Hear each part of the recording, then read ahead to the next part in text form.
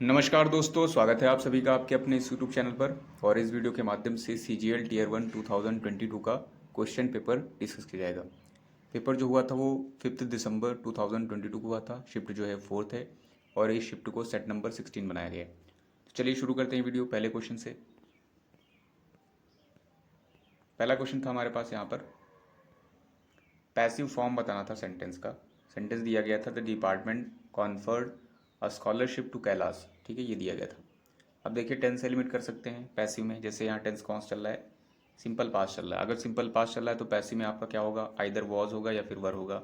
और उसके साथ आपको पता है पैसिव में हमेशा थर्ड फॉर्म होती है। तो ये चीज़ देखनी किधर है। अगर ये चीज़ देखिए तो यहाँ पर देखिए हैड है, नहीं है।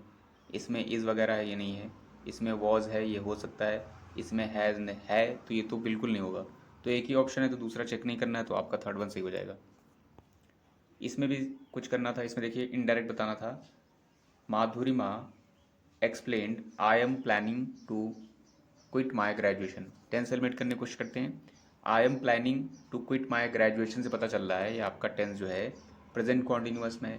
अगर जो आप इनडायरेक्ट बनाएंगे तो प्रेजेंट कॉन्टिन्यूअस पास्ट कॉन्टिन्यूअस में चलेगा, मतलब वॉज और वर आईएनजी फॉर्म रहेगी। तो किधर लिखी है वो देखनी है। इस वाले में देखिए शी वर, देखिए आईएनजी फॉर्म तो है, पास्ट है, बट शी के साथ वर नहीं होता, तो ये गलत हो गया। फिर यहाँ पर दिया है कॉन्टिन्यूअस है, नहीं है। इस वाले में कॉन्टिन्यूअस है, देखिए शी के साथ वॉज भी है, कॉन्टिन्यूअस भी है, तो ये आपका हो सकता है। इस वाले में आपका हैड रखा गया तो ये नहीं होगा, तो एक ही ऑप्शन बच रहा है, फिर थर्ड वाला सही हो जाएगा। नेक्स्ट पर आते हो तो यहाँ पर इनकरेक्टली स्पेल्ड वर्ड बताना था। डिमोलिश था, कंडक्ट था, बायोपिक था, हैंडफुल था। तो डिमोलिश की जो स्पेलिंग है वो DE होता है, MOLISH। इसका मतलब डिस्ट्रॉय करना होता है। ठीक है, एनाहिलेट होता है, अपरूट सेंस होता है। और एक कंडक्ट का मतलब संचालित करना है। बायोपिक मतलब आपको पता ही है, हैंडफुल मतलब मुट्ठी भर होता है। तो ये सब थे। इसमें बताना था अंडरलाइन वर्ड का इडियम, जो कि रूदलेस था। रूदलेसली आपका एडवर्ब बनाया गया था। ठीक है, मतलब आपका रूदलेसली का मतलब क्या होता है, निर्मम, जिसमें कोई भी दया न हो। निर्मम कह सकते हैं, निर्दय कह सकते हैं। इसके लिए आप अगर जो निर्दय है, दया नहीं, तो आप जो है हार्टलेस कह सकते हैं, रूदलेस कह सकते हैं, तो यहाँ लिखा ही है। ठीक है, इवन आप क्रूल कह सकते हैं। ठीक है, बारबरस कह सकते हैं। उस तरीके के जितने वर्ड हैं वो सारे के सारे यूज़ कर सकते हैं। तो पहला इसके लिए था एंटोनिम में लीनियंट था, लीनियंटली, इनडिफरेंटली और अनस्क्रपलसली और टायरेनिकली। तो टायरेंट भी आपका इसका जो है क्या बन जाएगा, सिनम बनेगा, तो ये तो आपका नहीं होगा। अनस्क्रपलसली का मतलब क्या हो जाएगा, इन एन अनप्रिंसिपल्ड वे, मतलब अनैतिक ढंग से, तो ये भी आपका नहीं होगा। इनडिफरेंटली का मतलब होता है कि शोविंग नो फीलिंग, कोई भी फीलिंग ना शो करना उदासीन भाव से, तो ये भी नहीं होगा। लीनियंट का मतलब आपका जो उदार होता है, मैग्नानिमस होता है, जनरस होता है, काइंड, आप उस तरीके के वर्ड यूज़ कर सकते हैं। तो ये आपका जो है आपका इसका रूथलेस का क्या बन जाएगा, एंटोनिम बनेगा। इसमें हमें क्या करना था, सब्सटीट्यूट बताना था स्टेटमेंट का। माय नहीं है, mother ordered John to switch on the light as it was time to sleep. देखिए टाइम टू स्लीप है तो स्विच ऑन द लाइट तो नहीं बोलेंगे, तो गलत स्टेटमेंट है, ये गलत बोला गया है। पहला था option, to switch off the light बोला गया था। देखिए ऑफ द लाइट में जो होगा आपका स्विच ऑफ, तो वहाँ पर ये ऑफ नहीं होता है, डबल एफ होता है। दूसरे में बोला गया था to switch in the light है। तीसरे में था to switch off the light है। चौथे में बोला गया था स्विच आउट द लाइट। तो आपका जो करेक्ट होगा वो आपका थर्ड होगा। इसमें अपोजिट बताना था, मीनिंग। मीनिंग मतलब इसका अपोजिट बताना था। सीज मतलब स्टॉप होता है सेंस में आपका। ठीक है, चेक करने सेंस में होगा आपका। इम्पीड, हिंडर, हिंडर सेंस हो जाएगा, मतलब रोकना सेंस होगा कुल मिलाकर। तो इसके लिए था ऑरिजिन था, अपोजिट में हॉल्ट था, प्रोड्यूस था, बिगिन था। देखिए ऑरिजिन मतलब जो है उत्पत्ति सेंस होगा, जनरेट सेंस होगा। हॉल्ट मतलब पॉज होता है आपका। प्रोड्यूस मतलब जो है जनरेट सेंस होगा, तो ये आपका नहीं होगा, ये भी नहीं होगा, ये भी नहीं होगा। बिगिन मतलब स्टार्ट होगा आपका, शुरू करना है। यहाँ पर पॉज हो रहा है, रुक रहा है, स्टॉप हो रहा है, यहाँ बिगिन हो रहा है, तो ये आपका अपोजिट बन जाएगा लास्ट वन। इसमें हमें क्या करना था, ग्रामेटिकल एरर वाले पोर्शन को अंडरलाइन करना था। स्टेटमेंट था there are no tables at the classroom बोला गया है। एट द क्लासरूम है और ऑप्शन ये रखे गए हैं। यहाँ पे बोला गया था क्लासरूम में मिस्टेक है, फिर बोला गया था देयर आर में मिस्टेक है। देखिए क्लासरूम तो आपका सही लिखा गया है, CLASSROOM। देयर के साथ आर भी ठीक है, क्योंकि यहाँ टेबल्स बोला गया था। नो टेबल्स भी आपका ठीक है, तो फिर गलत कौन सा होगा आपका, यही वाला गलत है। इस वाले में गलत क्या है, आप कमेंट सेक्शन में थोड़ा बता दीजिए। 8th में बताते हैं, यहाँ पर बताना था, मीनिंग बताना था इडियम की। In hot waters. देखिए वाटर को लेकर के जितने भी इडियम्स आए हुए हैं अब तक एग्जाम्स में, सारे के सारे इडियम का जो एक वीडियो पड़ा होगा वाटर को लेकर रिलेटेड वर्ड्स, फ्रेजेस या इडियम्स, उसमें ये करवाया गया था। कुछ लोगों को लगता है फर्जी का टाइम पास करने के लिए बनाए गए हैं, लेकिन फर्जी के नहीं है, उसमें जो है प्रीवियस ईयर के। इन हॉट वाटर्स का मतलब क्या है? टू बी इन ट्रबल है, to dip in hot water है, to be in hot climate है, और टू फील रिलैक्स्ड। तो यहाँ पर होगा इन हॉट वाटर्स का मतलब क्या हो जाएगा? To be in trouble.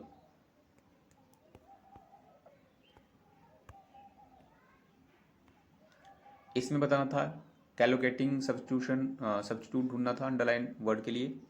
The interim sorry the intern should take a right choice in choosing the right job for her, ये हर लिखा था। अब देखिए टेक अ राइट चॉइस नहीं होता है, ठीक है, टेक तो नहीं होता है आपका, आपने सुना भी होगा। पहला ऑप्शन था रेक लिखा है यहाँ टेक की जगह, तो ये तो आपका ऐसे ही चला जाएगा। मेक अ राइट चॉइस है, तीसरे में फिक्स अ राइट चॉइस है, चौथे में आपका टेक द राइट चॉइस है। तो यहाँ पर जो आपका करेक्ट होगा वो आपका टेक होगा ही नहीं, द भी नहीं होगा, आ भी नहीं होगा। आपका जो करेक्ट होगा आपका मेक अ राइट चॉइस होता है। तो आपका कैलकुलेटिंग क्योंकि वर्ड थे तो ये आपका यही होगा, आपका सेकेंड वन सही होगा। इसमें हमें सिमिलर मीनिंग बतानी थी प्लॉसिबल का। प्लॉसिबल का मतलब क्या होता है? प्रेज वर्थी, ठीक है, प्रशंसनीय कह सकते हैं, जिसके लिए आप लाउडेबल वर्ड यूज़ कर सकते हैं, एग्जॉल्टिंग वर्ड यूज़ कर सकते हैं, ठीक है। प्रेज वर्थी तो है ही है। तो इसके लिए पहला था आपका जस्ट था, दूसरा लीगल था, तीसरा क्रेडिबल था, चौथा आपका यूजलेस था। चूंकि हमें मीनिंग बतानी थी, मीनिंग मतलब सिनम। जस्ट मतलब आपका उचित सेंस भी होता है, तुरंत सेंस भी होता है, एडवर्ब भी है आपका।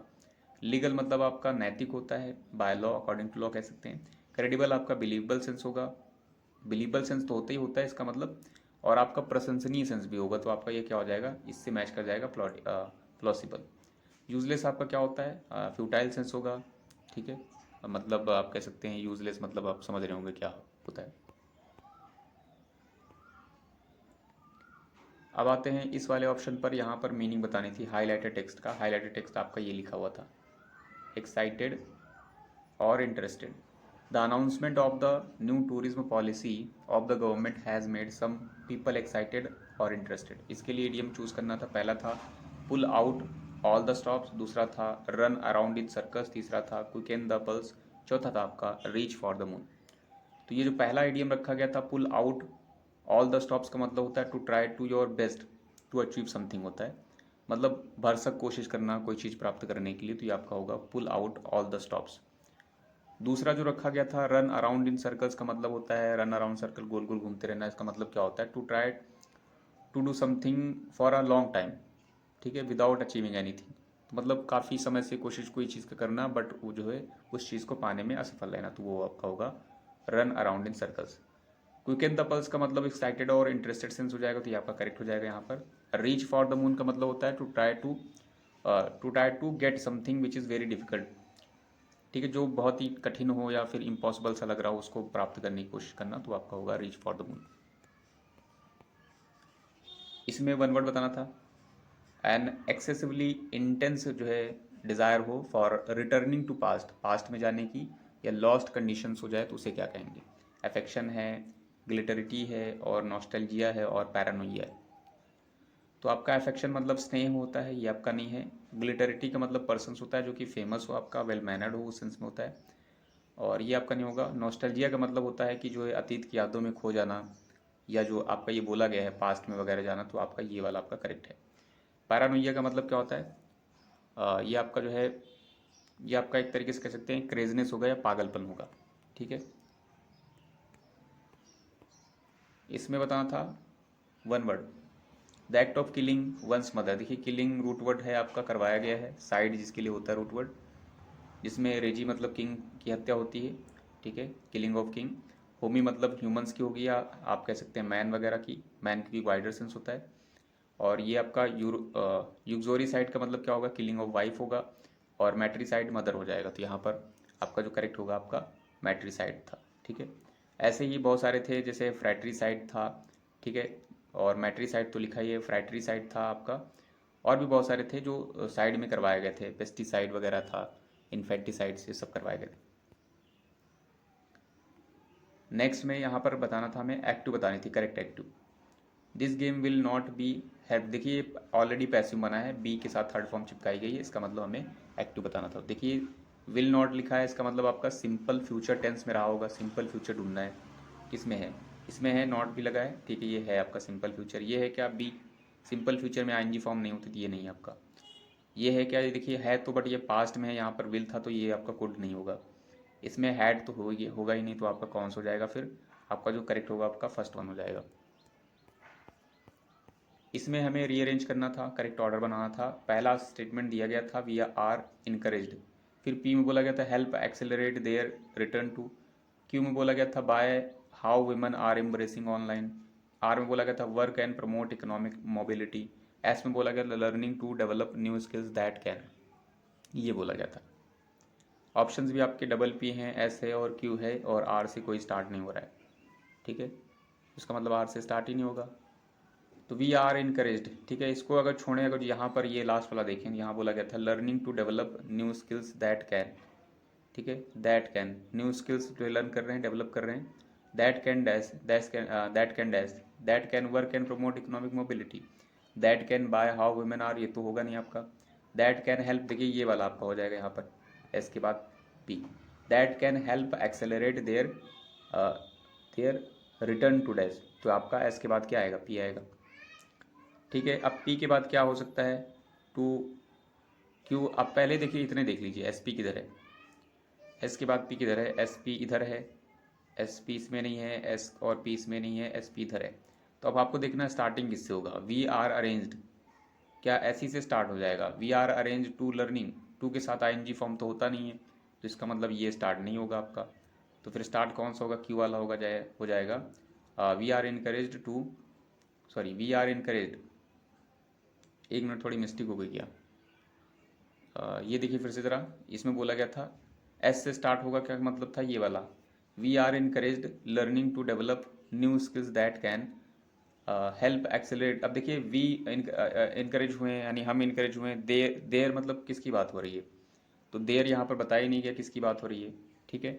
अगर जो आप इतना भी चेक कर लेंगे तो उसके बाद आर बोल दिया गया था, आर आया था यहाँ पर, रिटर्न टू, ठीक है, पी के बाद आपका आर बोला गया था return to work and promote economic mobility, और क्यू में बोला गया था आपका by how women are embracing online, ये आपका, तो ये आपका बन नहीं रहा है। वहीं पर अगर जो ये वाला चेक करेंगे क्यू, तो क्यू में देखिए क्या बोला गया था, वी आर इनकरेज्ड, पहले क्यू बोला गया था, बाय, देखिए यहाँ पर ये सही लिखा गया है, पैसिव में आपका बनाया गया है, we are encouraged by how women are embracing online, फिर क्या बोला गया था, online learning to develop new skills that can P, that can help accelerate their, देखिए यहाँ पर फिट बैठ रहा है, देयर मतलब वीमेन की बात हो रही है, तो आपका फर्स्ट वन सही हो जाएगा।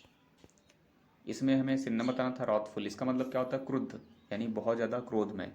इसके लिए आप इनफ्यूरियस यूज़ कर सकते हैं, फ्यूरियस यूज़ कर सकते हैं, कॉलरिक वर्ड यूज़ कर सकते हैं, रॉथफुल तो लिखा ही है, ठीक है, रेज वर्ड होता है, ये सारे के सारे जितने गुस्से वाले वर्ड हैं वो आप यूज़ कर सकते हैं। पहला था इसके लिए प्लीज़, दूसरा था एमिएबल, तीसरा था फ्यूरियस, चौथा है आपका कॉर्डियल। प्लीज्ड मतलब जो है आपका हैप्पी सेंस में भी होता है, प्रसन्न सुखद सेंस होता है, तो आपका नहीं होगा सिन्नम के तौर पर। एमिएबल का मतलब आपका फ्रेंडली सेंस भी होता है, ये भी नहीं होगा। फ्यूरियस आपका करेक्ट हो जाएगा। कॉर्डियल का मतलब सौहार्दपूर्ण होता है, तो ये भी नहीं होगा। इसमें बताना था हमें क्या करना था, यहाँ पर इनकरेक्टली स्पेल्ड वर्ड बतानी थी, चाहे आप यहाँ से देखें चाहे यहाँ से देखें। Ratan is such an efficient sergeant है, ठीक है, that he doesn't need to imbibe any artillery, artillery क्या होती है आपको पता ही है। और फिर बोला गया था क्राफ्टमैनशिप, ठीक है, तो इसमें आर्टिलरी दिया गया था, एफिशिएंट है, क्राफ्टमैनशिप है, सर्जेंट है। देखिए आर्टिलरी जो होती है तोप वगैरह, ये आपकी सही लिखी गई है, ARTILLERY। एफिशिएंट में EFFICIENT सही लिखा गया है, इसका मतलब योग्य कुशल होता है। क्राफ्ट्समैनशिप में एस होता है, यहाँ पर नहीं चिपकाएगा तो ये आपका गलत है, क्राफ्ट्स होता है, एस यहाँ पर आएगा, फिर मैनशिप बनेगी। सर्जेंट की स्पेलिंग सही, तो थर्ड वन आपका गलत था। इसमें क्या करना था, इसमें सब्स्टिट्यूशन ढूंढना था अंडरलाइन सेगमेंट के लिए। करेक्ट कौन सा होगा, Biden write a letter to the Russian president to restrain from war, ये बोला गया था। राइट भी आपका यहाँ गलत रखा गया, अगर जो एज अ टेंस देखा जाए, ठीक है, तो यहाँ पर ये भी गलत है, क्योंकि आपका सिंगुलर था, सिंगुलर के अकॉर्डिंग ऐसा होना चाहिए था। ऑप्शन में भी देखिए यहाँ रखा गया राइट अ लेटर, तो क्या ऐसे ही माना जाएगा। दूसरा में देख लेते हैं, रोट अ लेटर, तीसरे में राइट अ गुड लेटर लिखा है, राइटिंग अ सरप्राइज लेटर लिखा गया है, और यहाँ पर आपका बोला गया था मोस्ट अप्रोप्रिएट ढूंढना है, तो आपका क्योंकि ये बातें जो लिखी गई हैं इस वाले सेंटेंस में आपकी पास्ट वाली हैं, इसलिए आपका प्रेजेंट नहीं चलेगा। जो पास्ट में आपका करेक्ट होगा वो आपका सेकंड वन हो जाएगा। मतलब क्या हो जाएगा, बाइडेन चाचा ने रशियन प्रेसिडेंट को लिखा था कि वॉर रेस्टेन कर दिया जाए या वॉर से रेस्टेन हो। नेक्स्ट बताना था यहाँ प्रीपोजिशन करेक्ट बताना था कौन से में यूज़ किया गया है।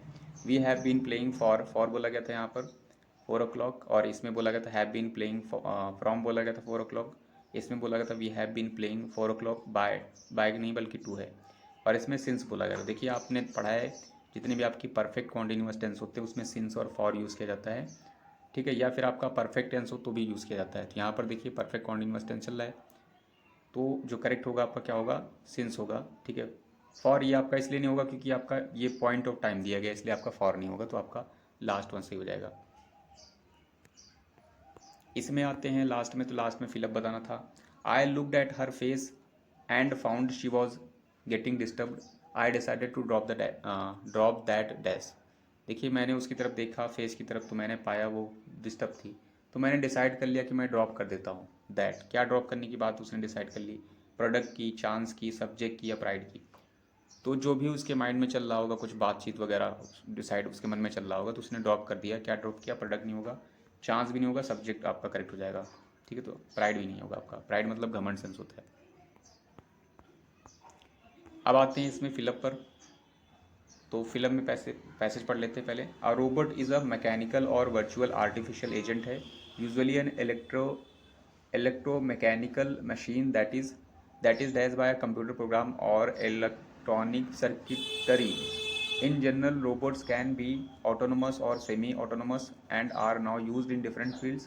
They have replaced DAS in performing repetitive and dangerous tasks which humans prefer not to do or are unable to do because of size limitation, or which take place in extreme DAS such as outer space or the bottom of the sea. For instance, robots can now be used in industries such as in car manufacturing, or they can be used in homes to do the rest.